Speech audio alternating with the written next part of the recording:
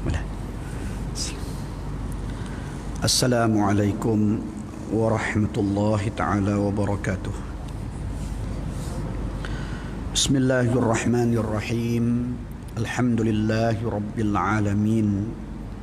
Wassalatu wassalamu ala sayyidina Muhammad qudwatina wa habibina wa syafi'ina wa zukhrina wa ala alihi at-tayyibin wa ashabihi al-muhsinin ajma'in. Rabbi shrah li sadri wa yassir li amri wahlul 'uqdatam min lisani yafqahu qawli. Allahumma arinal haqqa haqqan warzuqna ittiba'ah wa arinal batila batilan warzuqna ijtinabahu birahmatika ya arhamar rahimin. Subhanaka la ilma lana illa ma 'allamtana innaka antal alimul hakim wa la hawla wa la quwwata illa billahil aliyyil azim. Amma ba'd.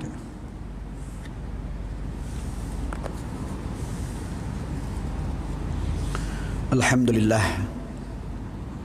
malam ini kita meneruskan lagi insya-Allah pembacaan kitab Ancaman Bahaya Sekularisme. Sebelum itu saya menyampaikan dan mengucapkan Assalamualaikum warahmatullahi taala wabarakatuh.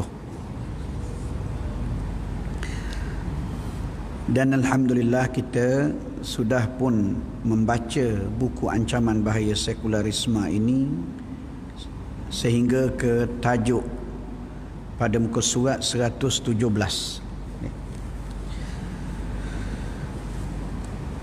iaitu tajuk kebongkakan dan pembohongan penulis-penulis futuristik barat. Di kalangan penulis-penulis dan juga ahli-ahli akademik, ahli-ahli fikir dalam dunia keilmuan barat, ada sekumpulan yang menulis mengenai apa yang mereka jangkakan akan terjadi di masa yang akan datang. Apa yang akan berlaku dari sudut politik, dari sudut ekonomi, yang akan berlaku dari sudut perubahan budaya, bahkan dari sudut peperangan. Penulis-penulis dan ahli akademik yang seperti ini menulis berdasarkan kepada kajian-kajian mereka, mengikut fakta-fakta yang mereka dapati daripada perkembangan-perkembangan di dunia. Lalu mereka menulis karangan-karangan mereka, dan apa yang mereka lontarkan dalam penulisan itu dipanggil sebagai pandangan yang bersifat futuristik, iaitu melihat masa hadapan. Masalahnya penulis-penulis ini di dalam mereka menulis buku-buku dan melontarkan pendapat-pendapat mereka semata-mata berdasarkan kepada fakta-fakta yang dihuraikan menurut persepsi mereka dan naratif mereka. Tidak ada suatu kepastian adakah apa yang mereka nyatakan itu sebagai kesimpulan dari fakta-fakta dan kajian-kajian semasa bahawa akan berlaku pada masa akan datang bagian-bagian, tidak dapat dipastikan dan tidak dapat diyakini akan kebenarannya. Tak dapat, tak pasti. Oleh itu ia hanya lebih bersifat spekulatif, andaian sahaja. Dah kalau bersifat andaian, mengapakah mereka menulis buku-buku yang seperti itu, ya, penulisan-penulisan yang bersifat futuristik itu, mengapa mereka menulisnya? Ya, mereka sudah tentu menulisnya bagi memberikan suatu keyakinan kepada dunia barat tentang keunggulan tamadun barat, dan sebagai suatu nasihat dan panduan kepada dunia barat agar siap berhadapan dengan apa yang mereka jangkakan sebagai ancaman-ancaman kepada keunggulan tamadun barat dan penguasaan politik, ekonomi dan ketenteraan. Jadi di dalam penulisan mereka itu, maka mereka menyinggung tentang apa yang akan berlaku terhadap umat Islam di masa yang akan datang, memberikan suatu gambaran apa yang akan terjadi berkait umat Islam di masa yang akan datang. Maka dalam bab ini kita ingin nyatakan apa yang mereka sebut itu adalah sebagai suatu andaian sahaja, ya, yang menggambarkan sifat mereka yang bongkak. Oleh itu, analisa sejarah seperti ini yang memancarkan keagungan dan kebesaran Allah Subhanahu wa taala serta kebenaran petunjuknya sepanjang sejarah manusia, serta menerangkan rahsia sebenar kekuatan dan sebab kehancuran sesuatu bangsa menurut cara yang selari dengan akidah Islam adalah amat penting. Disambung kembali oleh penulis-penulis sejarah di zaman ini. Jadi penulis-penulis sejarah Islam yang menceritakan tentang jatuh bangunnya sesuatu tamadun dan sesuatu bangsa, cuba untuk menyingkap akan kebesaran Allah dan keagungan Allah Subhanahu wa taala. Apa yang dipanggil sebagai sunanullah fil kaun, yang apabila ianya tidak dipatuhi dan tidak diraikan, maka suatu tamadun itu dan suatu bangsa itu akan akhirnya, walaupun ia berada di dalam kemuncak kekuatan ilmu, akhirnya akan runtuh dan hancur. Jadi penulis-penulis Islam ini cuba menzahirkan melalui kajian-kajian mereka berkaitan sejarah, berkaitan tamadun, berkaitan masyarakat, tentang ciri-ciri keagungan Allah Subhanahu wa taala itu. Berbeza dengan penulis-penulis barat. Jadi penulis-penulis barat, saya sebut di sini, sesungguhnya cara ini adalah jauh lebih baik daripada mereka mengikut andaian teori penulis-penulis sejarah barat yang cuba menonjolkan barat sebagai kemuncak kesempurnaan dan kegemilangan tamadun manusia. Dan ia juga adalah lebih baik daripada kita umat Islam membuang masa mendengar loya buruk penulis-penulis barat seperti Huntington dan Fujiyama, yang bukan sahaja telah cuba mentafsir sejarah lalu kita dengan penipuan-penipuan dan pemalsuan-pemalsuan mereka, bahkan melalui angkatan penulis-penulis seperti ini, mereka berkeinginan pula seterusnya untuk mencorakkan sejarah masa depan kita menurut tilikan dan tafsiran mereka yang berniat jahat itu. Itu dia, ya.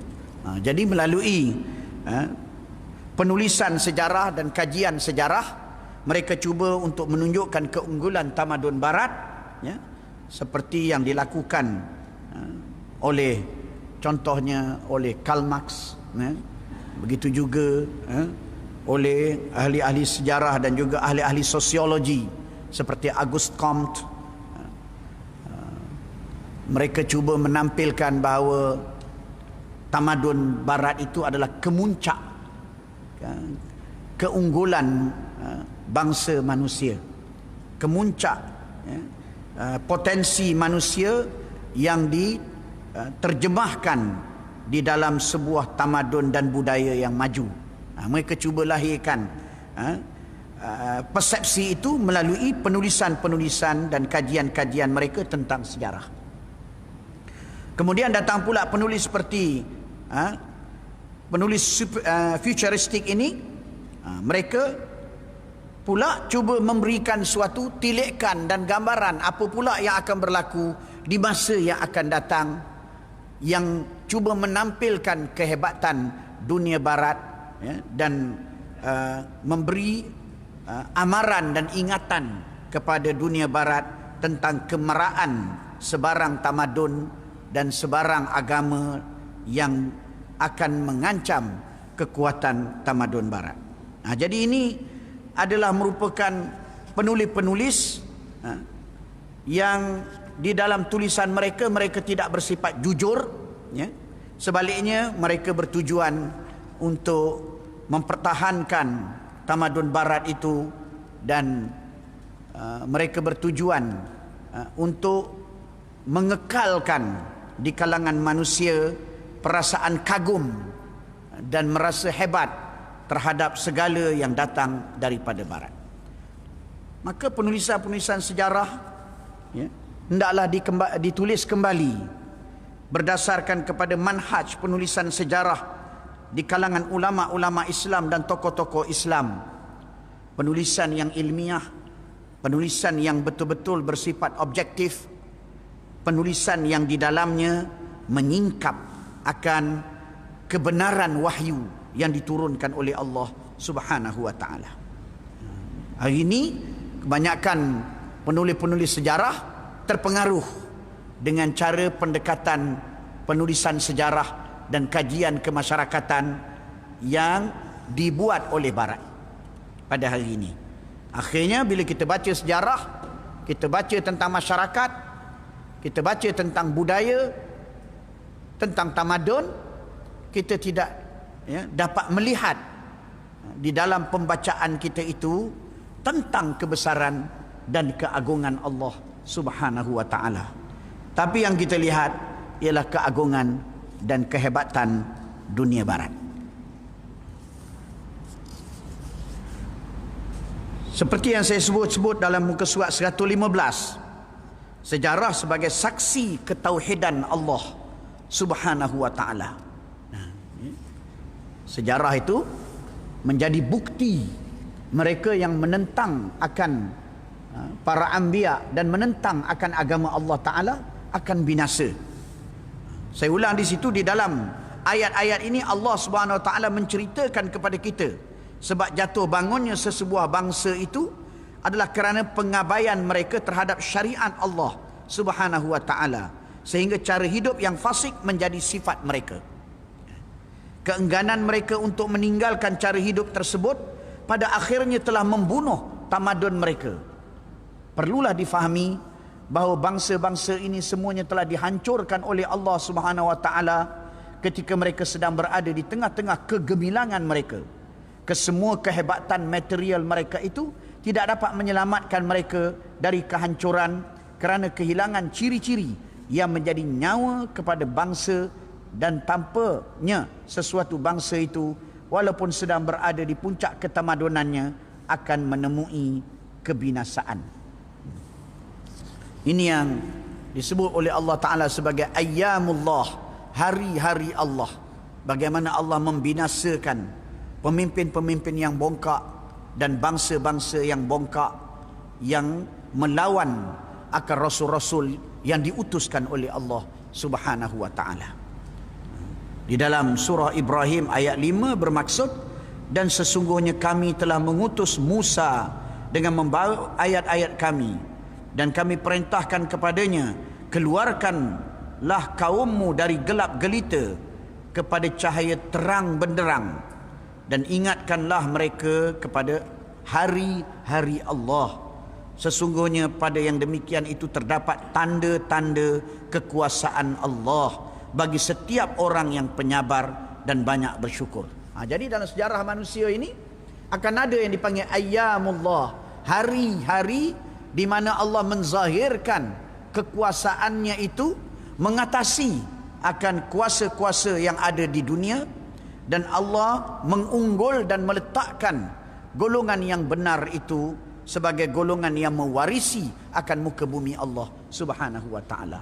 Maka dalam pensejarahan, dalam kajian sejarah itu, maka hari-hari Allah ini, hari di mana Allah menzahirkan kebesaran dan kekuasaannya, mesti menjadi tonggak di dalam penulisan sejarah. Mesti menjadi tonggak di dalam pembacaan terhadap tamadun manusia.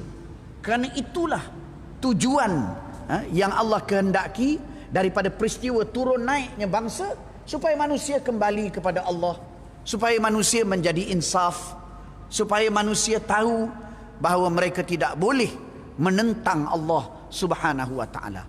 Malangnya apabila penulisan sejarah dan kajian kemasyarakatan itu diolah di barat, ia diolah dengan cara yang bersifat sekular dan materialistik, yang menutup di dalam penulisan mereka itu atau menafikan sebarang kaitan sejarah dan tamadun dan juga kemasyarakatan, sama ada yang bersifat maju atau yang bersifat asas masyarakat primitif dan sebagainya. Maka mereka cuba menafikan sebarang hubung kait dengan Allah Subhanahu wa taala. Ini berbeza dengan apa yang diingatkan oleh Allah di dalam Al-Quran sebagai ayyamullah. Baik. Kemudiannya, apabila manusia itu mengkaji akan sejarah dan melihat turun naiknya tamadun bangsa itu, maka kemanusiaan terhutang budi sepenuhnya kepada Allah. Ini penting. Barat dia buat kajian tentang sejarah, lalu dia tonjolkan teori komunisme, dia tonjolkan teori liberalisme, dia tonjolkan teori sosialisme. Dia cuba menonjolkan ideologi sebagai suatu cara hidup dan sistem yang terbaik yang dirumuskan daripada kajian sejarah yang mereka lakukan. Itu tujuan mereka. Jadi menyebabkan sejarah itu sebagaimana yang dikehendaki oleh Allah Subhanahu wa taala, yang terkandung di dalamnya campur tangan Allah Subhanahu wa taala, tidak dapat dibentangkan sebagaimana yang dikehendaki oleh Allah. Akhirnya ia tak menjadi pelajaran, ia tidak menjadi suatu asbabul khair dan asbabul hidayah kepada manusia. Sebaliknya, apabila kita melihat sejarah itu dengan betul, kita akan mendapati bahawa manusia dan kemanusiaan terhutang budi sepenuhnya kepada Allah, yang akan mendorong manusia itu melalui kajian sejarah yang bersifat jujur untuk kembali kepada Islam. Dari itu kita perlulah dapat memahami sumbangan sebenar Barat kepada kemanusiaan, yang mereka dakwa bahawa kemanusiaan itu mendapat kebebasannya melalui ideologi-ideologi yang muncul di abad moden, ideologi-ideologi sekularisme ini yang membebaskan manusia daripada cengkaman agama. Maka dengan itu lahirnya satu tamadun baru dan kemuncak kehebatan manusia. Mereka cuba mendakwa bahawa manusia moden ini berada di dalam keadaan yang maju, terhutang budi kepada pejuang-pejuang ideologi-ideologi tersebut. Sebaliknya, dari itu kita perlulah dapat memahami sumbangan sebenar Barat kepada kemanusiaan. Apa sebenarnya sumbangan Barat dan ideologinya kepada kemanusiaan? Apa sebenarnya? Kita perlulah pandai membezakan andaian-andaian mereka yang beracun itu dari prinsip-prinsip dan ciri-ciri hidup mulia yang berasal usur dari petunjuk Allah Subhanahu wa taala, atau yang mereka cedok secara langsung darinya ke dalam falsafah-falsafah mereka. Jadi tamadun Barat ini di zaman moden dengan ideologi-ideologinya mendakwa mereka yang memperjuangkan keadilan, mereka yang memperjuangkan nilai-nilai moral yang sejagat. Mereka lah yang memperjuangkan persamaan hak. Mereka yang memperjuangkan akan hak-hak yang asas bagi manusia. Mereka lah yang membebaskan manusia daripada kezaliman. Ini dakwaan-dakwaan mereka. Sedangkan apa yang mereka sebut itu semuanya sudah terdapat di dalam ajaran para anbiya alaihimussalatu wassalam. Maka ajaran para anbiya inilah yang telah menjadi ruh yang membangunkan bangsa dan tamadun di zaman yang lampau, sehingga muncul dalam bentuk tamadun yang besar dan juga bangsa yang hebat. Malangnya, perumus-perumus ideologi barat ini mengambil akan konsep-konsep yang terkandung di dalam agama yang saya sebutkan tadi dan memberikan suatu tafsiran yang baru, yaitu tafsiran yang berdasarkan kepada fahaman dan ideologi yang mereka ciptakan. Maka bila sebut keadilan, maka bagi golongan komunis, keadilan itu ialah apa dia? Iaitu tidak ada pemilikan peribadi terhadap harta manusia, tidak ada. Maka semua harta-harta itu hendaklah dibagi sama rata. Dia bercakap tentang keadilan, dia bercakap tentang persamaan hak, tetapi menurut versi, menurut tafsiran daripada ajaran komunis. Begitulah juga dengan golongan kapitalis, ya.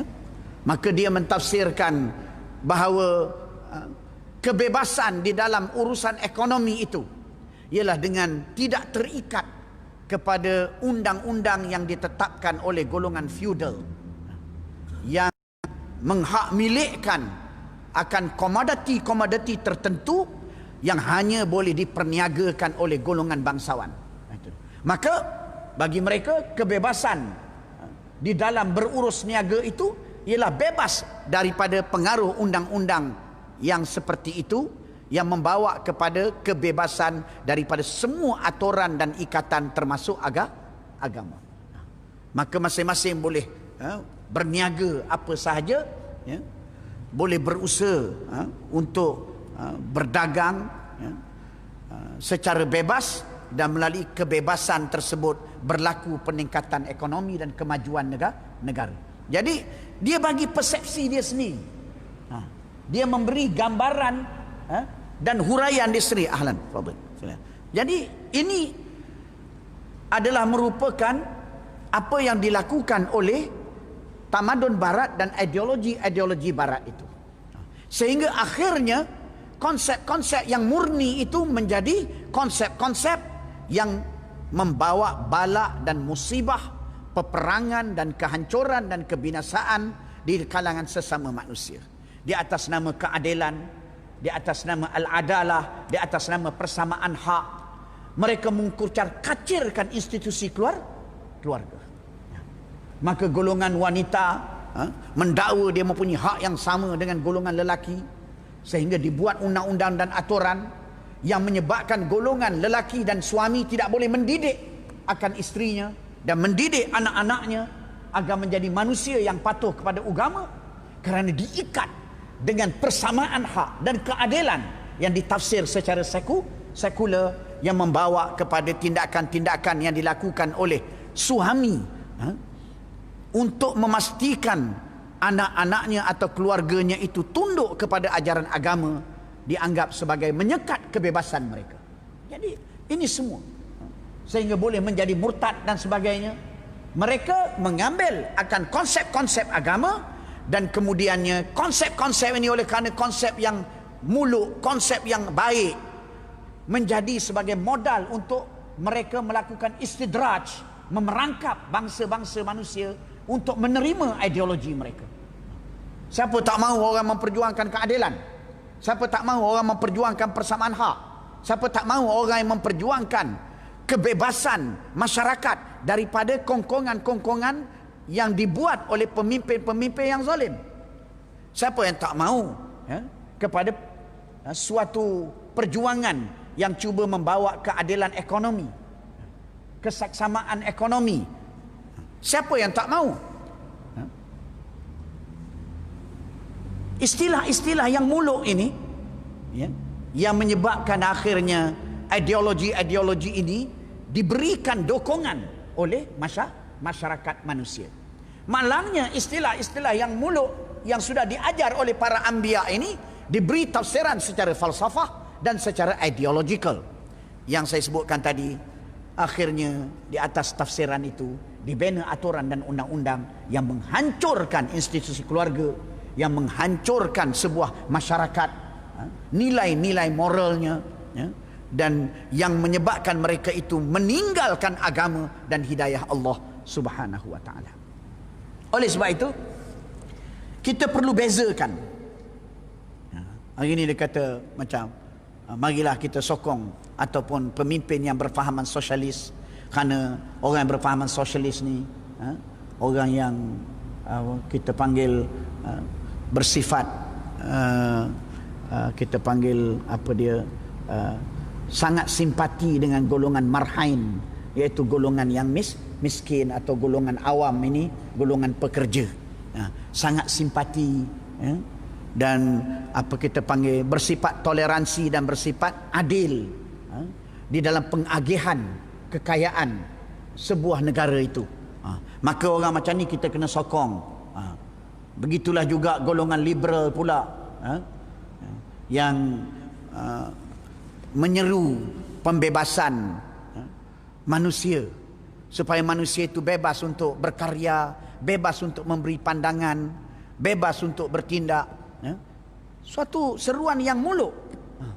Siapa tak mahu kebebasan? Tetapi mereka bermaksud bebas daripada apa yang dipanggil sebagai aturan agama, bebas daripada nilai moral, bebas daripada ikatan-ikatan yang berasaskan ajaran wahyu Allah Ta'ala. Jadi akhirnya ideologi-ideologi ini membawa kebinasaan yang besar. Kita kena bezakan ni. Jadi kita perlulah pandai membezakan andaian-andaian mereka yang beracun itu dari prinsip-prinsip dan ciri-ciri hidup mulia yang berasal usul dari petunjuk Allah Subhanahu wa taala. Jadi betul, kita nak keadilan, kita nak persamaan, kita nak kepada kebebasan, kita tak mahu kepada penindasan dan kezaliman, kita mahu kepada kemajuan ilmu pengetahuan, kita mahu kepada sains, tetapi menurut huraian dan tafsirannya yang asli, yang tulen, berdasarkan kepada apa yang telah diturunkan oleh Allah Subhanahu wa taala, yang memperkenalkan konsep-konsep itu melalui para nabi-nabi yang memimpin manusia. Maka mudah cakapnya, hendaklah berdasarkan kepada ajaran agama. Jadi kita tak menolak persamaan, kita tak menolak untuk memperjuangkan keadilan, tapi kita tak mau pakai berdasarkan kerangka sekularisme, berdasarkan kerangka perjuangan sosialisme. Kita nak pakai berdasarkan kepada asal daripada kita panggil sumber yang asal yang memperkenalkan konsep itu, iaitu daripada sumber wahyu Allah Subhanahu wa taala. Jadi puak-puak ni kerja dia habis semua, dia rosakkan. Akidah tauhid dia jadikan akidah Trinity. Akidah tauhid dia jadikan akidah mujassimah yang mengandungi makna fahaman keberhalaan. Habis semua dia kita panggil ubah suai berdasarkan kepada fahaman falsafah yang dianuti oleh mereka. Maka dalam hal ini kita perlu cermat dan tidak terperangkap dengan seruan-seruan mereka itu. Maka kita perlulah pandai membezakan andaian-andaian mereka yang beracun itu dari prinsip-prinsip dan ciri-ciri hidup mulia yang berasal usul dari petunjuk Allah Subhanahu wa taala. Itu satu. Atau yang mereka cedok secara langsung darinya, dari ajaran agama ke dalam falsafah-falsafah mereka. Mereka menulis buku-buku falsafah tentang moral, mereka menulis buku-buku falsafah tentang apa kita panggil nilai-nilai kemuliaan, tentang akhlak, tetapi sebenarnya mereka cedok daripada ajaran nabi-nabi dan mereka hurai dan tafsir menurut akal dan andaian mereka. Dengan kefahaman yang betul ini, kita akan dapat menyedari, ini yang penting, kita akan dapat menyedari kepada siapakah kita sebenarnya terhutang budi. Itu dia. Yang hari ini tamadun-tamadun wujud, bukan pasal ajaran ideologi itu. Dulu tak ada buat ideologi, tapi tamadun tetap wujud, bangsa-bangsa tetap wujud, kerana mereka itu berpegang, selagi mereka berpegang dengan ajaran-ajaran agama dalam konteks moral dan adab, selagi itu mereka berpegang, selagi itulah mereka itu berdiri sebagai suatu bangsa dan tamadun. Tapi apabila mereka meninggalkannya, maka akhirnya mereka hancur. Apabila mereka tidak mendengar nasihat para anbiya dan para rasul, akhirnya mereka hancur. Begitu. Maka di zaman ini yang kita tengok, tamadun-tamadun yang ada pada tamadun barat yang ada pada hari ini juga hidup berdasarkan sejauh mana dia berpegang dengan ajaran agama itu. Itu dia. Sejauh mana dia berpegang dengan nilai-nilai akhlak itu, maka sejauh itulah dia akan kekal. Contohlah kita tengok di Amerika tu, ada budaya kalau nak beli surat khabar, dia boleh beli, masukkan duit di dalam bekas yang disediakan di tepi jalan, dan kemudian terbuka itu dia ambil surat khabar gitu. Jadi ini memerlukan kejujuran, ini memerlukan sifat amanah. Maka kalau ada sifat ini, maka sistem itu boleh berjalan. Tapi dalam suatu bangsa dan masyarakat yang tidak mengamalkan kejujuran dan amanah, sudah tentulah sistem macam tu tak boleh berjalan. Sudah tentulah akan berlaku apa yang dipanggil sebagai apa dia tu, dia merosakkan, apa dia panggil, ada istilah atau apa dia panggil, ya, vandalism. Akan berlaku vandalism. Jazakumullah khairan. Itu dia. Akan berlaku vandalism. Jadi kalau dalam sebuah masyarakat yang pemimpinnya berbohong, masyarakatnya terbiasa dengan berbohong, sistem yang maju macam ni tidak boleh dibuat. Barat boleh membuat sistem yang maju dalam ekonominya, di dalam politiknya, kerana masih berpegang dengan nilai-nilai kejujuran di satu pihak. Malangnya di satu pihak yang lain, mereka itu berpegang dengan ideologi-ideologi yang mentafsir sebahagian nilai-nilai itu dengan tafsiran yang bersifat sekular dan materialistik. Akhirnya Barat maju, tapi masyarakat berada di dalam tenggelam di dalam hedonisme, pemujaan hawa nafsu. Maka dia maju, dia moden, tetapi dia tidak menemui kebahagiaan.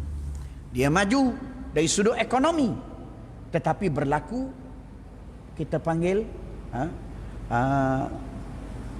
pengagihan kekayaan yang tidak adil berdasarkan sistem kapitalisme, sehingga ramai rakyatnya yang menjadi gelandangan. Ini adalah merupakan perkara yang perlu kita bezakan dengan cermat, supaya kita tidak membuat kesimpulan yang salah, lalu kita menganggap bahawa kalau kita nak maju macam Barat, kita kena mengikuti ideologinya. Tidak, yang kita kena ikut ialah nilai-nilainya, dan nilai-nilai itu pula perlu diikut sebagaimana yang diajar oleh para anbiya dan rasul alaihimussalatu wassalam.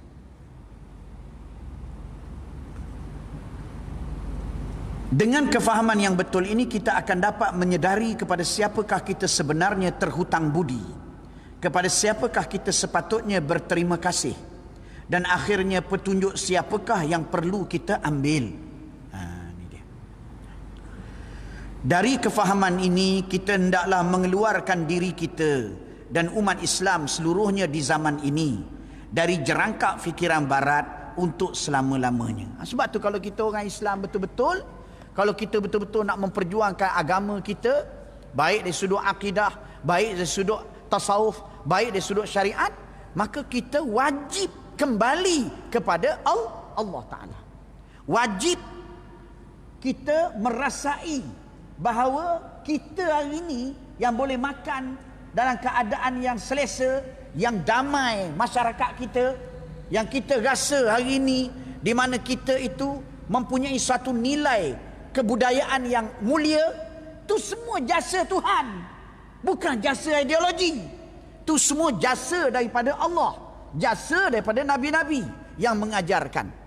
Maka sekiranya kita ingin mencapai kemajuan seperti di barat, kita perlu faham bahawa yang menyebabkan barat itu boleh berdiri sebagai suatu tamadun ialah kerana jasa yang datang daripada Allah Subhanahu wa taala, yang diwahyukan oleh Allah, bukan ideologi-ideologi yang didakwa oleh barat itu. Ini kita perlu tahu. Jadi dari kefahaman ini kita hendaklah mengeluarkan diri kita dan umat Islam seluruhnya di zaman ini dari jerangkap fikiran barat untuk selama-lamanya. Jerangkap yang dibentuk secara rapi oleh ilmu pengetahuan yang palsu, pemikiran dan tafsir barat yang dusta untuk mengelirukan dan menutup kita selama-lamanya dari hakikat yang penting ini. Jadi maknanya kalau kita faham betul-betul, kita mengaji betul-betul, maka tak akan ada pertembungan antara semua golongan yang ingin agar kita kembali kepada ajaran Islam. Baik dari sudut akidah, baik dari sudut syariat, baik dari sudut akhlak dan tasawufnya, maka mereka semua akan faham bahawa sesungguhnya kita mesti kembali kepada Allah Subhanahu wa taala. Kita mesti bersyukur di atas pemberian hidayah oleh Allah Ta'ala. Kita mesti meninggalkan segala dakwaan-dakwaan palsu barat dan ideologi-ideologinya, kerana yang betul-betul berjasa hanyalah Allah Subhanahu wa Ta'ala. Itu sepatutnya. Tapi apabila kita menyeru kepada akidah, kita menyeru kepada akhlak, kita menyeru kepada suatu masyarakat yang mempunyai tadbiran yang baik, dalam waktu yang sama kita menganggap bahawa sumber petunjuknya ialah kita kena ambil daripada barat, dan kita kena mengambil ideologi-ideologi barat, atau kita kena bersifat lunak dengan ideologi-ideologi itu, dan kita tidak sensitif dengan hidayah dan syariat yang diturunkan oleh Allah, yang sepatutnya dilaksanakan, dihayati kalau kita betul-betul mau menjadi seorang umat yang berjaya. Maka ini adalah suatu kekeliruan yang berbahaya yang berlaku di kalangan pencinta-pencinta agama di zaman kita. Kekeliruan yang sangat berbahaya. Sehingga mereka nak Islam, tapi mereka tidak ada suatu perasaan sensitif, suatu perasaan di dalam hati mereka ghirah, cemburu apabila melihat hidayah dan petunjuk Allah Subhanahu wa taala di dalam persoalan pemerintahan kemasyarakatan itu ditinggal dan diabaikan. Ini keliru.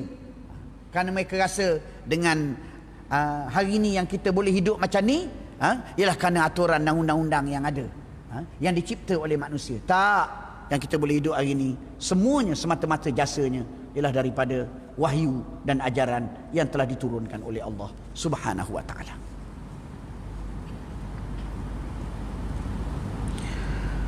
Sesungguhnya apabila kita telah tahu bentuk sebenar sumbangan barat kepada manusia, iaitu ideologi-ideologi yang memutar belitkan gambaran tentang nilai-nilai yang diajar oleh para anbiya, yang merosakkan maksud dan maknanya, yang memberikan suatu naratif yang menyeleweng daripada maksud asli dan tulennya oleh Tuhan yang menurunkan wahyu. Maka kalau kita faham macam ni, apa sebenarnya sumbangan barat itu, maka kita akan dapati kesimpulannya ialah sesungguhnya apabila kita telah tahu bentuk sebenar sumbangan barat kepada kemanusiaan itu, selepas kita tidak dikelirukan lagi dari sumbangan yang berasal dari petunjuk Allah Subhanahu wa taala, kita seterusnya perlu mengetahui pula bagaimanakah sebenarnya rupa bentuk tamadun barat yang telah menolak sepenuhnya petunjuk agama selain dari saki-baki ciri-ciri itu tadi, yang hanya cukup untuk menahan tamadun barat dari kehancuran yang total. Jadi dia wujud, dia tetap wujud kerana dia masih beramal dengan sebahagian ajaran agama, tetapi dia wujud macam jerangkung hidup, orang panggil, dengan penuh penderitaan. Dan kita panggil masyarakat yang ada dalam tamadun barat ini, sama ada di Amerika, sama ada di Taiwan, sama ada di Korea, sama ada di Jepun, hidup dengan batinnya yang sangat menderita, tidak menemui kebahagiaan yang hakiki. Apa buktinya, Ustaz? Kita akan tengok statistik bunuh diri, ya, terus meningkat, ya, di dalam bangsa-bangsa tersebut. Meningkat statistik bunuh diri, statistik jenayah-jenayah yang lahir daripada tekanan perasaan yang tak mampu dibendung oleh mereka. Maka akhirnya lahir sebuah masyarakat yang duduk dalam keadaan ketakutan sepanjang masa. Ini dia. Inilah hasilnya daripada ajaran ideologi barat itu. Jadi dalam hal ini kita seharusnya perlu mengetahui pula bagaimanakah sebenarnya rupa bentuk tamadun barat yang telah menolak sepenuhnya petunjuk agama, selain dari saki-baki ciri-ciri itu tadi yang hanya cukup untuk menahan tamadun barat dari kehancuran yang total. Bagaimanakah rupa bentuk tamadun yang dihiasi oleh manusia-manusia, maaf cakap, yang berjiwa syaitan, yang merupakan sumbangan sebenar teori, falsafah dan ideologi barat. Tengok pada hari ini orang Amerika menderita akibat daripada musibah COVID-19 ini. Bagaimana mereka merasakan mereka dikhianati oleh pemerintah mereka sendiri. Sehingga doktor-doktor mereka buat ucapan dalam YouTube, sebarkan untuk kesedaran masyarakat bagaimana kerajaan yang ada di Amerika itu menangani secara salah wabak COVID-19 itu tadi. Kerajaan Amerika menjadikan rakyat mereka sebagai eksperimen dengan cara pendekatan pengubatan yang tidak menyembuhkan mereka, dengan ubat yang terlalu mahal tetapi tidak membawa kepada kesembuhan. Tetapi itulah yang diarahkan oleh pemerintah, dan sekiranya cuba mencari jalan yang lain dianggap menyalahi undang-undang. Jadi ini dunia barat ni dunia hipokrit. Tamadun barat ni tamadun penipu, tamadun pembohong, tamadun hipokrit, yang orang hidup dalam menderita, menunggu-nunggu orang ataupun umat yang boleh menyelamatkan mereka. Yang boleh menyelamatkan mereka siapa lagi? Sudah tentulah bukan mereka yang berpegang dengan nilai-nilai tamadun barat, tapi yang berpegang dengan nilai-nilai wahyu yang diturunkan oleh Allah Ta'ala. Siapa dia kalau tidak yang tinggal atas muka dunia ni? Ialah orang Islam semata-mata. Hanya orang Islam semata-mata. Itu sebab Allah sebut dalam Quran, kuntum khaira ummatin ukhrijat linnas ta'muruna bil ma'rufi wa tanhauna 'anil munkar wa tu'minuna billah. Allah peringat akan peranan golongan yang beriman yang tak boleh diambil oleh mana-mana golongan yang lain. Kerana golongan yang beriman itu beriman dengan Allah. Maka mereka itu menyeru kepada perkara yang ma'ruf, menolak perkara yang mungkar dengan hidayah dan bimbingan daripada Allah Subhanahu wa ta'ala. Maka merekalah yang boleh memandu manusia, mengeluarkan manusia daripada keadaan penderitaan, kekeliruan dan kekacauan, penipuan dan hipokrit dan kepura-puraan yang menjadi sifat bagi tamadun barat ini. Umat Islam lah. Malahnya kalau umat Islam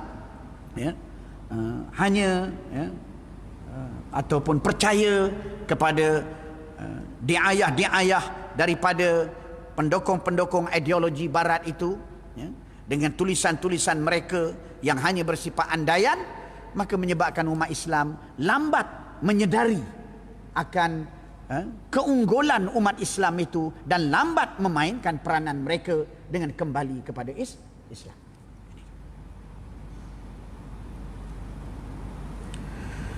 Jadi bagaimana rupa bentuk tamadun yang dihiasi oleh manusia-manusia yang berjiwa syaitan, yang merupakan sumbangan sebenar teori, falsafah dan ideologi barat, dan bagaimanakah corak tamadun yang salah satu resepinya? Saya ulang balik, kita fikir, dan bagaimanakah corak tamadun, rupa tamadun tu macam mana, yang salah satu resepinya ialah penolakan Tuhan dan penolakan nilai. Penolakan Tuhan dan penolakan nilai-nilai akhlak. Kita bayang tamadun macam mana? Masyarakat macam mana akan lahir? Kita bayang. Itu dia. Dan itulah yang berlaku di barat pada hari ini.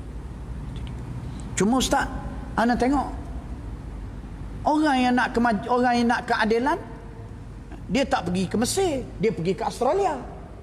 Ada orang kata macam tu. Dia tak pergi ke Mesir, dia tak pergi ke Saudi, dia pergi ke Jepun. Dia pergi ke negeri-negeri yang bukan Islam. Ya betul, dia pergi ke Jepun, pergi ke Korea, pergi ke Australia dan sebagainya. Pergi ke Australia dan sebagainya ialah kerana pergi ke Denmark, kerana negeri-negeri itu masih berpegang teguh dengan beberapa prinsip-prinsip moral yang diajar oleh agama yang diterapkan dalam undang-undang mereka sebahagiannya. Tetapi sebahagian yang lain menghancurkan pula nilai-nilai akhlak dan nilai-nilai akidah di kalangan rakyatnya dan jiwa bangsa mereka itu. Jadi makna kita betul, kita pergi, kita dapat contoh kita panggil pembelaan. Kita tak boleh ditindas dan diunyanya. Setiap orang diadili dengan rule of law. Tetapi dari sudut akhlak, maka mereka mengajar kebebasan seks. Mereka mengajar kebebasan anak-anak dan hak mereka. Tidak boleh kita panggil dia dicabar oleh ibu dan ayah mereka. Mereka mengajar. Akhirnya perkara-perkara ini menyebabkan lahir apa yang kita panggil suatu tanakut, pertentangan dalam masyarakat itu. Mereka hidup dalam keadaan dilindungi oleh undang-undang, tapi dalam waktu yang sama mereka hidup seumpama binatang dan haiwan.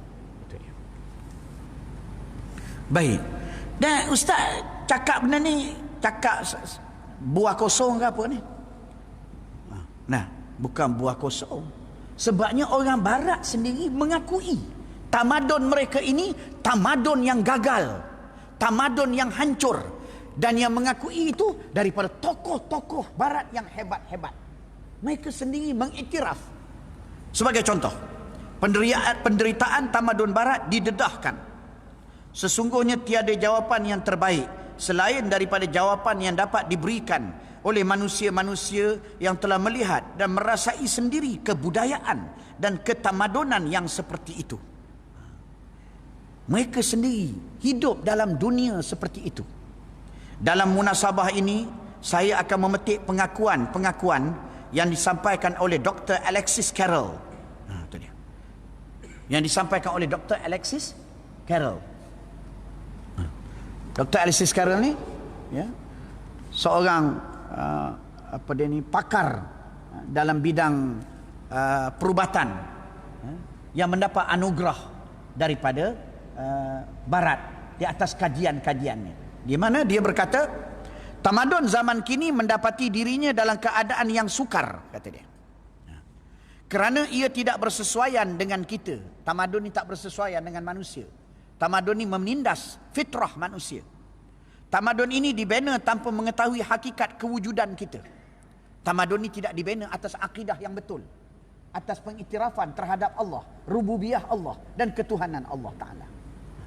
Dia tidak dibina di atas kita panggil kesedaran bahawa kita adalah makhluk yang dicipta oleh Allah. Ini tamadun barat yang ada pada hari ini. Jadi tamadun ini dibina tanpa mengetahui hakikat kewujudan kita. Kerana ia dilahirkan dari khayalan penemuan ilmiah. Orang barat sendiri mengaku. Penemuan ilmiah kononnya kita berasal daripada monyet. Penemuan ilmiah kononnya alam ni tercipta daripada Big Bang. Bukan dicipta oleh zat ketuhanan.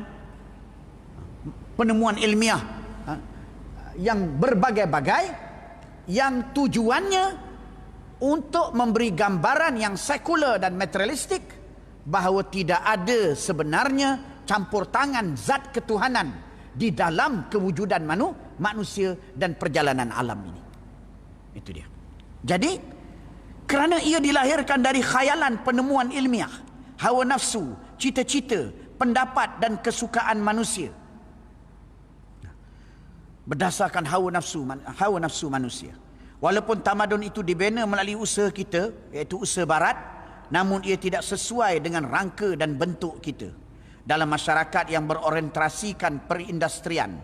kesan industri terhadap jiwa dan mental pekerja tidak diberikan perhatian. Malahan diabaikan oleh kerana perindustrian moden berdiri di atas dasar pengeluaran paling maksima dengan kos paling minima. Sehingga dengan ini seseorang atau sekumpulan orang dapat memperolehi kekayaan sebanyak-banyaknya. Fahaman kapitalis. Lapangan perindustrian menjadi bertambah luas tanpa memikirkan orang-orang yang menjalankan mesin-mesin itu. Dan tanpa memikirkan kesan pengaruh cara hidup perindustrian yang dibebankan oleh kilang-kilang terhadap manusia dan keturunannya. Habis ya, institusi keluarga itu daripada datuknya sampai kepada anak yang kecil menjadi buruh di dalam sebuah kilang dan suatu industri untuk memperkayakan tauke-tauke dengan nilaian gaji yang amat rendah sekali. Itu dia. Lapangan perindustrian menjadi bertambah luas, tetapi apa yang terjadi adalah sebaliknya. Disebut di sini. Dan tanpa memikirkan kesan pengaruh cara hidup perindustrian yang dibebankan oleh kilang-kilang terhadap manusia dan keturunannya. Manusia sewajarnya menjadi ukuran bagi segala-galanya. Maksudnya apa? Maknanya kebahagiaan manusia itu perlu menjadi neraca. Bukannya kebahagiaan golongan kapitalis, kekayaan golongan kapitalis atau negara, tetapi yang mesti menjadi ukurannya ialah kebajikan insan itu. Oleh kerana itu kemajuan ia tidak berdaya untuk mengatur, manusia tidak berdaya untuk mengatur sendiri kerana ia tidak mempunyai ilmu yang praktik berhubung dengan semula jadinya sendiri. Oleh kerana itu kemajuan besar yang dicapai oleh sains kebendaan mengatasi sains kehidupan adalah merupakan salah satu bencana yang menyebabkan seluruh umat manusia menderita. Suasana yang dihasilkan oleh pemikiran kita dan ciptaan kita tidak sesuai bukan sahaja untuk tubuh kita tetapi juga untuk bentuk kita. Jadi inilah yang diseru hari ini oleh ahli-ahli politik sekular, baik yang berpahaman kiri, berpahaman sosialis maupun yang berpahaman liberalis. Ahli-ahli politik sekular ini, inilah yang mereka serukan umat Islam kepadanya. Suatu kehidupan yang penuh penderitaan seperti yang dilalui oleh Barat. Ini yang Nabi peringat dalam hadis. Nabi peringat, la tattaba'unna sunanal ladzina min qablikum. Nabi kata, kamu pasti akan mengikut perjalanan umat-umat yang terdahulu sebelum daripada kamu. Nabi peringat ni bukan supaya kita tidak berusaha. Nabi peringat supaya kita berusaha. Jangan termasuk dalam kalangan yang mengikut umat-umat yang terdahulu itu. Nabi suruh kita berusaha. Sebab tu Nabi kata, Islam itu ghuraba. Islam itu akan kembali asing. Nabi mahu kita jadi orang yang asing, bukan orang yang mengikut gelombang yang dibina oleh golongan Yahudi dan Nasrani. Bukannya tujuan hadis itu untuk kita kata benda Nabi sebut dah, kita usaha buat apa, memang akan terjadi. Innalillahi wa inna ilaihi rajiun. Ini kepahaman yang buruk terhadap sunnah Rasulullah sallallahu alaihi wasallam. Jadi Nabi peringat, shibran bi shibrin, sejengkal demi sejengkal, wa zira'an bi zira'in, sehasta demi sehasta, sikit-sikit, lepas tu makin banyak, sehingga akhirnya hatta walau dakhalu jahra dabbin, hingga walaupun mereka itu masuk di dalam lubang biawak yang menggambarkan gelapnya, yang menggambarkan busuknya, yang menggambarkan betapa kita panggil tidak ada kebahagiaan dan kesenangan di dalamnya, kotor, kamu akan ikut juga mereka. Itu dia. Kamu akan ikut mereka. Maka Nabi memperingatkan ini supaya kita jangan termasuk di kalangan orang yang mengikut itu. Inilah yang berlaku. Kita masih lagi tertarik dengan seruan ahli-ahli politik sosialis, masih lagi tertarik dengan seruan ahli-ahli politik liberalis, masih lagi tertarik dengan seruan mereka ini yang komunis, yang sekularis. Yang mana mereka ini semua menyeru kita untuk terjun ke dalam lubang biawak, dan dalam hadis yang lain untuk terjun ke dalam neraka Jahannam. Na'udzubillahi min dzalik. Malangnya apabila kita yang mempunyai latar belakang agama tidak peka, tidak mengingatkan kepada umat supaya jangan terperangkap dengan ajaran-ajaran ideologi ini. Kita anggap benda ni benda hal yang tak penting, benda yang remeh, benda yang sepele, tak perlu nak dibincangkan, tak perlu nak dihurai, tak perlu nak dipahami secara mendalam. Kita beranggapan begitu, sedangkan ulama-ulama Islam yang lain daripada kita mengarang puluhan kitab, membuat kajian yang mendalam daripada kalangan ulama-ulama yang banding ilmu kita dengan ulama tu macam tahi kuku aja. Tapi ulama tu ada kesedaran yang besar, mengarang kitab, mengingatkan ulama, mengingatkan umat agar jangan terbabit dengan ideologi tersebut. Kita yang ilmu tak sekangkang kera ni, boleh membuat satu sikap bahawa benda-benda ni benda-benda politik, benda-benda tak penting, benda remeh, bukan benda yang kita panggil termasuk dalam anjuran agama untuk kita berjuang menentang. Ini apa benda macam ni? Akhirnya menimbulkan suatu ruang yang besar untuk pendukung-pendukung ideologi melebarkan pengaruhnya dari satu generasi kepada satu generasi umat Islam. Baik.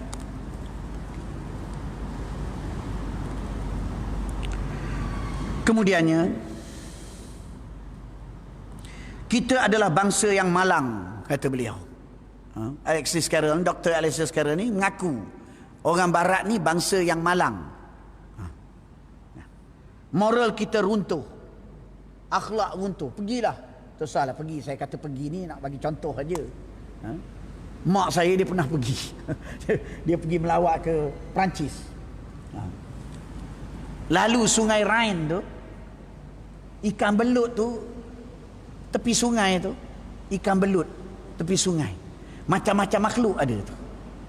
Ikan belut, faham lah ikan belut, dengan bertelanjangnya, dengan tak senonohnya, sepanjang sungai Rhine tu. Inilah dia dunia barat. Macam mana kita nak lahirkan suatu generasi yang mempunyai jiwa yang bersih? Macam mana kita nak lahirkan satu generasi yang cintakan Allah dan membelakangkan nafsunya? Kalau masyarakat itu ialah masyarakat yang budayanya ialah membangkitkan nafsu syahwat. Ini satu contoh. Satu contoh saja. Kalau masyarakat yang duduk dalam tamadun itu, maka mereka mengakui bagaimana tamadun itu menghancurkan akhlak manusia. Sehingga kita boleh tengok macam-macam lah. Malah kita nak sebut, tengoklah jenayah-jenayah yang berlaku, bunuh, colik, rogol, macam-macam. Sehingga di kota New York itu, setiap satu detik akan ada pembunuhan yang berlaku di kota New York itu. Setiap satu detik, setiap satu saat ada yang mati kena bunuh. Itu dia. Jadi inikah yang kita nak bawa ke dalam negara kita dan ke dalam masyarakat umat Islam yang kita cintai, umat Nabi Muhammad SAW? Sudah tentu hasya lillah. Orang panggil apa dia? Jauh panggang daripada api. Selagi ada ilmu, selagi ada iman, orang yang betul-betul berilmu dan beriman, dia tak akan benarkan perkara itu berlaku. Orang yang betul-betul cintakan umat Nabi SAW, dia tak akan benarkan perkara itu berlaku.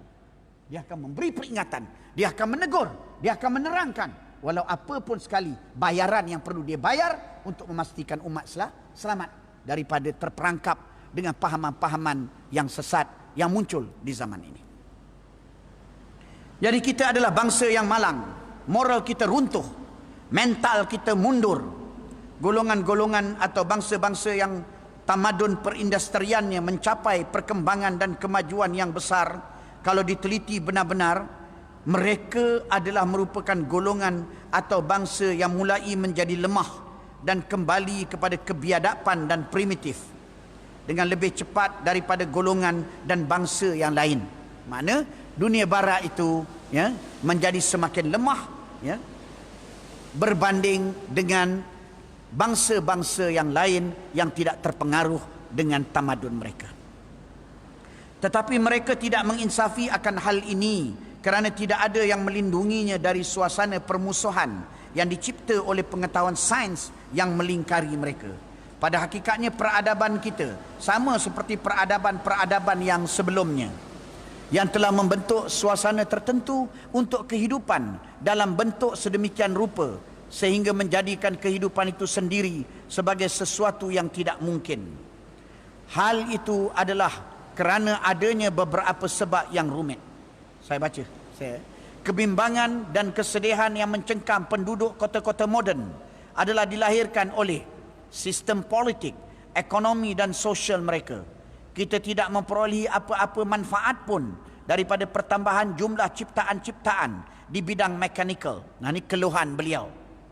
Keluhan beliau sebagai seorang ahli akademik yang terhormat, ahli sains yang terhormat di barat.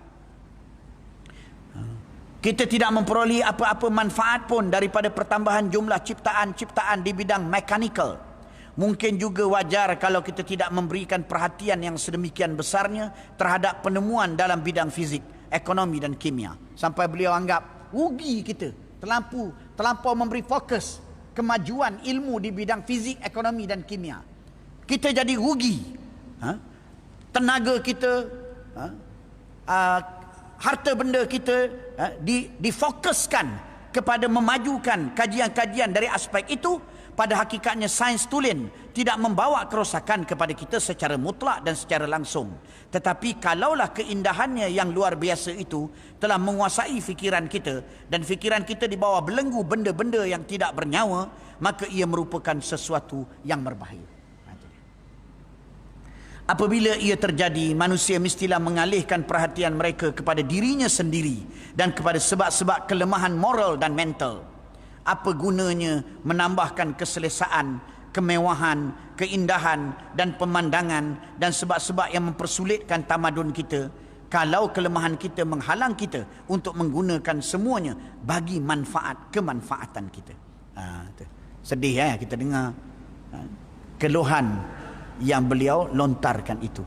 Keluhan orang yang dia panggil tak berjumpa jalan keluar. Orang yang macam duduk dalam gua yang gelap, tak tahu mana pintu keluar daripada penderitaan tersebut. Maka keluhan-keluhan yang dikemukakan itu tak ada penyelesaian. Dia mengeluh. Mana penyelesaian dia? Ambil komunisme, ambil sosialisme, ambil kapitalisme, ambil liberalisme, macam-macam ism. Tapi semuanya menambah penderitaan mereka. Memang benar tidak wajar bagi kita untuk terus memperindahkan jalan hidup yang akan membawa kita kepada kemerosotan moral dan membawa kepada kehilangan unsur-unsur utama pada diri manusia yang paling mulia. Manusia adalah akibat warisan dan suasana, adat kebiasaan hidup dan pemikiran yang dipaksakan oleh masyarakat moden ke atasnya. Kita telah pun menggambarkan bagaimana adat kebiasaan mempengaruhi perasaan dan pemikirannya. Kita tahu bahawa manusia tidak sanggup untuk membentuk dirinya sendiri dalam menghadapi suasana yang telah dibentuk oleh teknologi. Sebagai suasana yang telah merendahkan kedudukannya. Kita tahu bahawa sains dan teknologi tidak bertanggungjawab ke atas keadaan manusia masa kini. Kita sendiri yang bertanggungjawab. Kita telah tidak dapat membezakan perkara yang dilarang daripada yang tidak dilarang. Kita telah melanggar undang-undang alam. Dan kerana itu kita telah undang-undang sebut undang-undang alam. Sebab dia kafir. Sebenarnya apa dia undang-undang alam? Itulah sunanullah fil kaun. Ketetapan yang Allah tetapkan di alam maya padaan. Sebagai Tuhan yang bersifat rububiyah. Dia tetapkan prinsip-prinsip yang tertentu dalam kehidupan bangsa-bangsa manusia. Maka apabila manusia langgar prinsip-prinsip itu, menyebabkan mereka hidup di dalam penderitaan. Dan kerana itu kita telah melakukan satu kesalahan yang besar, satu kesalahan yang biasa menghukum orang yang melakukannya. Tamadun mulai runtuh kerana sains tentang benda-benda yang tidak bernyawa membawa kita ke satu daerah yang bukan kepunyaan kita. Kita terima semua pemberiannya tanpa membezakannya dan tanpa menelitinya terlebih dahulu. Manusia menjadi begitu kerdil, terasing, tidak bermoral, dungu dan tidak berdaya untuk memerintah diri dan sistemnya. Baik. Muslimin dan muslimat yang dirahmati Allah. Sekarang kita dah faham dah. Bahawa ideologi ini kena tolak. Bahawa yang boleh menyelesaikan hanyalah Islam. Bahawa yang kita tengok selama ni bangsa-bangsa dan tamadun wujud bukan kerana hasil ajaran ideologi. Tetapi sebenarnya ajaran nabi-nabi. Dan sejauh mana tamadun dan bangsa ini mengikut ajaran nabi-nabi ini, sejauh itulah ia kekal. Dan berlaku sebaliknya, apabila dia meninggalkan ajaran nabi-nabi ini dalam bentuk norma-norma hidup yang walaupun telah terputus dari sumber asalnya, yaitu nabi-nabi dan wahyu yang diturunkan, tetapi mereka masih mengamalkannya sebagai nilai-nilai norma masyarakat mereka, maka mereka akan kekal dan bertahan. Ini kita telah tahu. Maka apabila penyelesaiannya adalah Islam, kita kena ingat satu benda yang sangat penting yang ingin saya pertegaskan di dalam buku ini, yaitu petunjuk Allah tidak boleh diadunkan dengan ajaran falsafah. Kerana yang boleh menyelesaikan masalah manusia ialah petunjuk Allah, bukan petunjuk Allah yang sudah diadunkan, yang sudah ditundukkan kepada ajaran falsafah manusia. Lalu lahir apa yang dipanggil sebagai Islam modern, yang dipanggil Islam Nusantara, yang dipanggil sebagai Islam pencerahan, macam-macam label Islam, yang mana hakikatnya label itu diberi sebagai suatu gambaran dan bahawa Islam itu ialah Islam yang mengikut citarasa pemerintah yang berpahaman sekular. Islam yang mengikut citarasa pemerintah yang berpahaman sosialis. Islam yang mengikut citarasa ahli-ahli politik yang mendukung ideologi manusia. Islam macam ni tuan-tuan, dia macam bateri tak ada cas. Bateri mati, tak ada cas. Islam macam ni tak akan boleh merubah manusia. Islam macam ni tak boleh menyelesaikan masalah manusia. Islam yang boleh menyelesaikan masalah manusia ialah Islam yang tulen sebagaimana yang dihuraikan oleh ulama-ulama Islam, baik di zaman lampau maupun ulama-ulama Islam yang muktabar di zaman kontemporari ini. Islam yang tulen inilah yang boleh menyelesaikan masalah. Malangnya Islam itu sendiri menghadapi serangan untuk dirosakkan dari dalam. Sebab tu kita kena berjuang. Kita kena mengaji dan kita kena berjuang untuk kita mempertahankan Islam yang tulen itu dan menolak Islam yang palsu yang direka oleh Barat. Itu dia. Yang dipanggil juga sebagai Islam Amerika. Islam tanpa syariat, Islam tanpa jihad, Islam tanpa moral, Islam yang hanya merupakan sebagai suatu nilai-nilai kesejagatan, Islam yang hanya bersifat intellectual exercise, latihan pemikiran, Islam yang hanya bernilai akademik, tapi apabila nak dibawa kepada melaksanakan hukum dan syariat, maka Islam itu tidak mengalu-alukannya. Islam itu membuat berbagai alasan untuk menolak pelaksanaan perintah-perintah Allah. Islam macam tu tak boleh menyelesaikan masalah dunia pada hari ini dan tak boleh menyelesaikan masalah tamadun Amerika dan Barat yang berada dalam keadaan yang menderita itu. Jadi yang nak jaga Islam ni orang Islam lah. Sebab tu Allah perintah kita berjuang, Allah perintah kita berjihad, Allah perintah kita berdakwah. Kenapa? Kerana dunia memerlukan dakwah kita umat Islam, perjuangan kita umat Islam, memerlukan jihad umat Islam, memerlukan kesungguhan umat Islam dalam mendidik manusia. Oleh itu petunjuk Allah tidak boleh diadunkan dengan ajaran falsafah. Saya baca sikit aja perenggan yang pertama. Demikianlah gambaran yang telah diberikan oleh beliau mengenai hakikat tamadun Barat itu dan jenis manusia yang dilahirkan olehnya.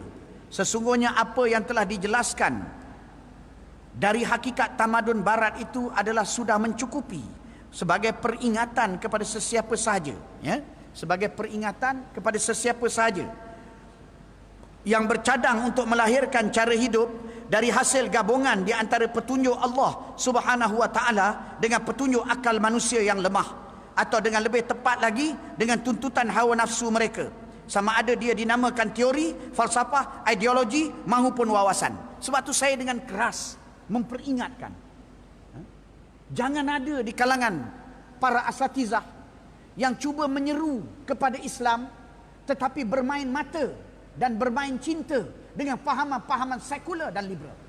Jangan. Itu dia. Jadi kita nak orang terima Islam, nak orang berpegang dengan akidah Islam, tapi dalam waktu yang sama kita toleransi dengan pahaman liberalisme, toleransi dengan pahaman sekularisme, toleransi dengan pahaman ciptaan manusia yang dicipta untuk memerangi Allah dan Rasul SAW. Jangan ada macam tu.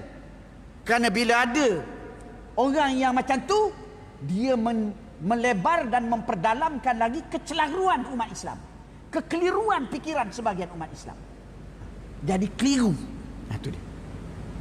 Tetapi apabila seseorang itu betul-betul berilmu, maka dia tidak akan bertolak ansur dengan sebarang ajaran yang cuba untuk menghilangkan ketulinan Islam, yang cuba menunduk dan mengatur dan mengontrol Islam sesuai dengan ideologi dan penganut ideologi tersebut. Ini perlu kena ingat, sebab fitnah akhir zaman ni dia berwarna-warni dan dia sentiasa berubah, bermacam-macam rupa.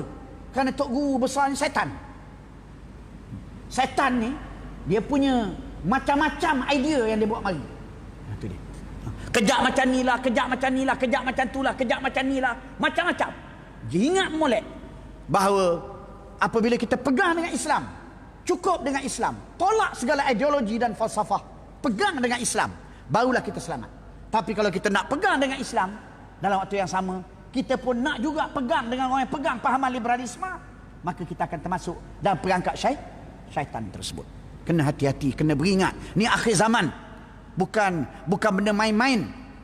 Setiap tindakan para ulama dan asatizah itu akan dipertanggungjawabkan oleh Allah di hari akhirat. Maka mereka mesti tegas dan jelas dalam menolak liberalisme, sekularisme dan berbagai ism, dan tegas dan jelas dalam menyatakan kemestian kembali kepada Islam secara yang syumul dan secara yang menyeluruh itu. Kembali semula macam disebut oleh Allah Ta'ala, A'udzubillahi minasyaitonirrajim, ya ayyuhallazina amanu dukhulu fis silmi kaffah. Wahai golongan yang beriman, masuk dalam peraturan Allah. Semua sekali masuk dalam peraturan Allah. Dalam semua peraturan Allah. Kafah. Wala tattabi'u khutuwatis syaitan. Jangan ikut langkah-langkah syaitan. Itu dia. Kerana langkah-langkah syaitan itu ialah langkah-langkah untuk menjauhkan manusia daripada mematuhi mana-mana perintah yang diturunkan oleh Allah Ta'ala, dan mengambil ajaran agama ini sesuai dengan nafsu. Mana yang sesuai dia ambil, mana tak sesuai dia tolak. Tuan-tuan muslimin dan muslimat yang dirahmati Allah,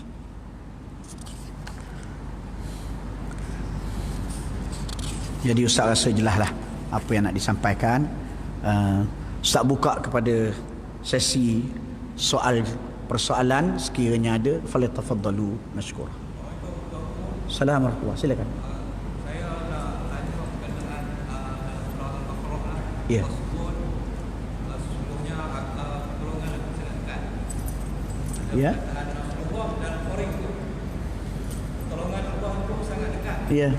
Jadi saya minta mengubah penyerahan ciri-ciri orang persorangan macam mana, kumpulan macam mana yang akan mendapat pertolongan Rasulullah. Ya. Jazakumullah. Soalan tu jelas ya. Dan jawapannya semuanya macam yang Ustaz cuba ulahkan sepanjang kuliah ini, bahawa golongan yang akan menerima pertolongan Allah itu ialah golongan yang mengikut hidayah dan petunjuk Allah. Yang mengikut hidayah dan petunjuk Allah itu sama ada di dalam akidah, syariah dan di dalam akhlak. Yang mengikut hidayah dan petunjuk Allah dalam semua apa yang telah diajar oleh Nabi kita Muhammad sallallahu alaihi wa ala alihi wasahbihi wa barakatuh. Tuhan sebut wa ulaika humul muflihun. Itulah orang-orang yang berjaya. Itulah. Allah sebut muflihun. Muflihun ni daripada perkataan falamha. Yang maksudnya iaitu cabut kita panggil pokok dengan akar-akar dia sekali. Yang menunjukkan putus. Maknanya apa? orang-orang itu adalah orang yang putus dan pasti akan berjaya. Dijamin oleh Allah kejayaannya di hari akhir, di akhirat. Jadi orang siapa? Orang yang bertakwa kepada Allah. Orang yang bertakwa, orang yang melaksanakan perintah Allah, meninggalkan tegahan Allah Subhanahu wa taala dalam segala ajaran yang telah disampaikan oleh Nabi kita Muhammad sallallahu alaihi wa alihi wasallam. Jadi perkara itu adalah jelas, ya. Tidak ada sebarang kekeliruan, ya, bahawa mereka yang meninggalkan ajaran Islam tidak akan diberikan pertolongan oleh Allah, bahkan akan terjebak di dalam suatu bentuk jebakan istidraj.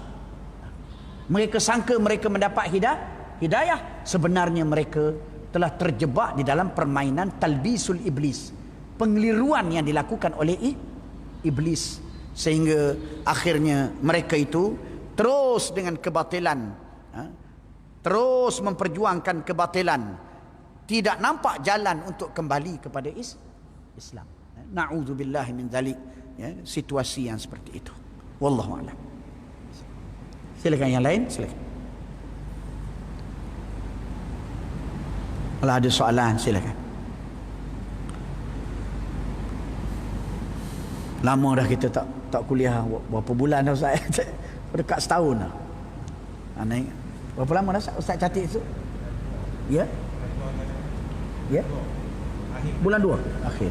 Bulan 2. Yalah betul, lepas tu PKP apa semua macam. Ya. Silakan tuan-tuan, ya. Saya mengajar ni buku ni, ya, tulis buku ni dan baca buku ni, ya, dengan harapan yang sangat tinggi bahawa tak ada orang Islam yang tertipu dengan pendukung-pendukung ideologi ini, sama ada mereka itu ahli akademik ataupun mereka itu ahli agama ataupun mereka itu ahli politik ataupun mereka itu seniman ataupun mereka itu sastrawan. Tapi selagi mana mereka itu berpahaman dengan ideologi-ideologi tersebut, maka hendaklah kita tinggalkan dan kita berpegang teguh dengan ajaran Islam. Itu dia. Itu harapan saya. Tujuan saya baca benda ni. Bukan tujuan supaya tuan-tuan undi saya, tidak. Undi itu cerita lain, itu dalam pilihan raya. Ini lebih asas lagi, iaitu melibatkan kepada persoalan kebahagiaan kita dunia dan akhirat, prinsip akidah kita umat Islam. Itu dia. Kalau tuan-tuan tak berasa minat nak mengundi saya, itu terpulanglah pada tuan-tuan. Tetapi kalau tuan-tuan tak berasa nak ikut Islam, tu tuan-tuan cari pasal dengan Tuhan. Itu yang saya nak peringat tu. Jangan cari pasal dengan Tuhan. Silakan kalau ada soalan.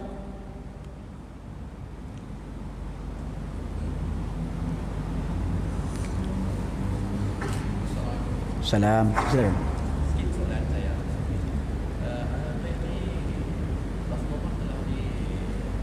Batang bagi kita dicemari dengan kesan-kesan ustaz-ustaz.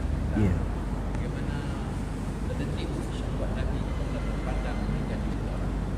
Jadi kesan sudah disebarkan di media sosial. Yang keduanya, saya ingin kali dengan jelaskan oleh seorang kalimat yang mengatakan Nabi ini adalah seorang kalian yang sebenarnya Nabi ini rajin perintah oleh Allah Ta'ala dalam kalimat Allah Ta'ala sendiri rakamkan dalam Al-Quran adalah tahdi ila sirat mustaqim. Nabi SAW yang kalian Ya, jazakumullah katsiran. Dia memang, ya, antara agenda besar yang dilakukan oleh musuh-musuh Islam untuk mengikis kecintaan kepada Allah dan kepada Islam ialah dengan menanam atau mengikis rasa pengagungan kepada Nabi Muhammad sallallahu alaihi wasallam, dengan menyuntik keraguan kepada baginda, dengan mempersamakan baginda sebagaimana manusia-manusia yang lain dipersamakan tanpa dibezakan baginda adalah seorang Nabiun Mursal, Nabi yang diutus oleh Allah Ta'ala, yang diwahyukan oleh Allah. Dan memang itu agenda besar serang Nabi ini sejak dulu lagi, daripada zaman Nabi SAW sampailah kepada zaman moden ini. Sentiasa ada penulis-penulis yang menyerang Rasulullah SAW. Ingat dulu, daripada Taslimah Nasrin buat buku, kata Nabi ni begini-begini sebagainya. Di Malaysia pun ada, kata Nabi terlibat macam-macam lah benda-benda yang syahwat dan sebagainya. Nak sebut pun kita tak tergamak. Di Malaysia pun ada penulis macam tu, di Bangladesh pun ada, di India pun ada. Ingat, ya. Jadi ini sentiasa ada genre penulis-penulis yang menyerang Nabi Muhammad SAW. Malangnya di kalangan kita ahli-ahli parlimen ada yang macam tu, yang menyerang Nabi SAW dengan menuduh Nabi SAW sebagai pelarian. Cakap yang kita pada mengundang, kita panggil suatu tanggapan yang biadab terhadap pribadi agung Rasulullah SAW. Pelarian-pelarian ni orang yang takut, orang yang tidak berani. Kenapa? Kerana tekanan yang begitu hebat. Rasulullah SAW yang pertama, baginda bukan orang yang penakut. Nabi orang yang paling berani. Sehingga dalam peperangan, sahabat-sahabat Rasulullah SAW berlindung di belakang Nabi SAW. Nabi duduk di depan sekali. Bila berlaku pertembungan perang, tengah panas, kemuncak peperangan, Nabi berada berdepan dengan musuh. Sahabat-sahabat Nabi berlindung di belakang Nabi Muhammad SAW. Jadi adalah tidak layak untuk kita nak mengatakan peribadi yang agung ini meninggalkan Mekah kerana lari ke Madinah sebagai pelarian. Itu tidak. Yang keduanya, Nabi SAW itu setiap langkah baginda berdasarkan wahyu, perintah Allah, bukan berdasarkan kepada tindakan baginda sendiri. Maka Allah memerintah Nabi SAW supaya berhijrah. Lantas apabila menuduh Nabi sebagai pelarian, menggunakan perkataan seperti itu, maka ia jelas tidak berpandukan kepada ilmu pengetahuan, tidak berpandukan kepada fakta sejarah, tak berpandukan kepada agama. Sebaliknya, persepsi yang diberi itu ialah persepsi yang mempunyai suatu, dia panggil apa? Kita panggil mempunyai maksud yang menjijikkan untuk mendapat keredaan musuh-musuh Islam, untuk mendapat keredaan Amerika, untuk mendapat keredaan Zionis, untuk mendapat keredaan pendukung-pendukung ideologi barat di Malaysia, untuk mendapat keredaan manusia yang menentang Islam. Maka tompang, apa kita panggil, tumpang sama untuk menyerang Nabi Muhammad sallallahu alaihi wasallam. Ini dia. Ini penyakit yang sangat berbahaya, yang sepatutnya orang yang mengeluarkan perkataan itu bertaubat kepada Allah Subhanahu wa taala. Begitu juga menuduh Nabi SAW bersyahwat sebagaimana kita. Melihat orang perempuan bersyahwat macam kita. Maka ini satu tuduhan yang sangat menjijikkan, kerana Nabi kita Muhammad sallallahu alaihi wasallam orang yang tidak menguasai oleh hawa nafsu. Tuhan sebut dalam Quran, Nabi ini tak dikuasai oleh hawa nafsu. Itu dia.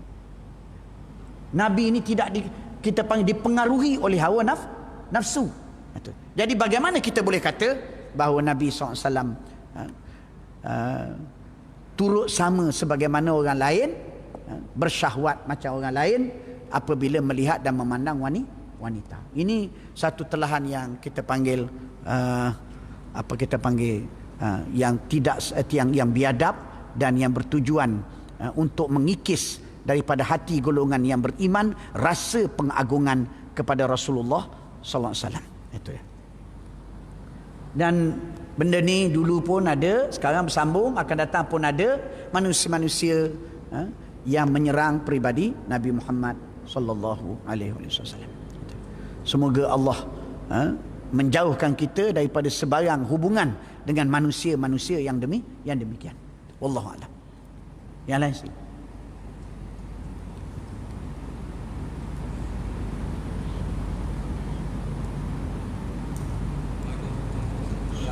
Ya, saya silakan. Bila Islam menguasai Putrajaya, ada desakan daripada kelompok liberal.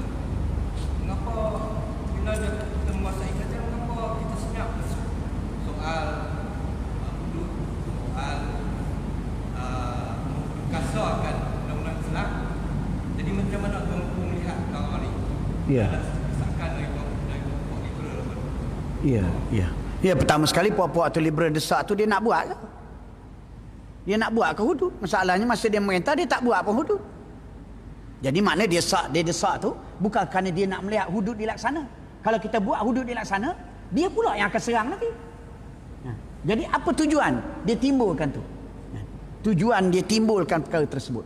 Tujuan dia timbul untuk menanam keraguan di atas keikhlasan dan kebijaksanaan golongan yang memperjuangkan Islam dalam menegakkan Islam di Malaysia. Itu. Nak suntik supaya kita hilang kepercayaan. Di sebalik begitu banyak langkah-langkah yang sedang dibuat secara berterusan bagi memperkukuhkan Islam di Malaysia. Itu dia. Jadi dan dalam keadaan tidak pernah ada kenyataan yang keluar yang mengatakan bahawa kita tidak akan melaksanakan hudud selama-lamanya. Kita tak akan melaksanakan hukum kanun jenayah selama-lamanya. Sebagaimana yang menjadi pendirian golongan liberal, golongan sekular. Jadi apa makna? Makna kita mempunyai strategi, mempunyai pendekatan. Di dalam kita nak melaksanakan Islam itu, maka kita perlu bijaksana kerana kita tidak mahu dalam langkah-langkah yang kita ambil itu memberi modal kepada musuh-musuh Islam untuk menghancurkan kekuasaan politik umat Islam. Ini macam-macam pada zaman kita ni. Jadi tujuan mereka timbulkan tu bukan kerana mereka tu nak melaksanakan Islam, tapi kerana mereka nak menanam keraguan kepada golongan yang memperjuangkan Islam dalam negara kita ini. Jadi kita sebagai orang yang bijaksana jangan terperangkap dengan agenda yang dimainkan oleh mereka itu. Wallahu a'lam.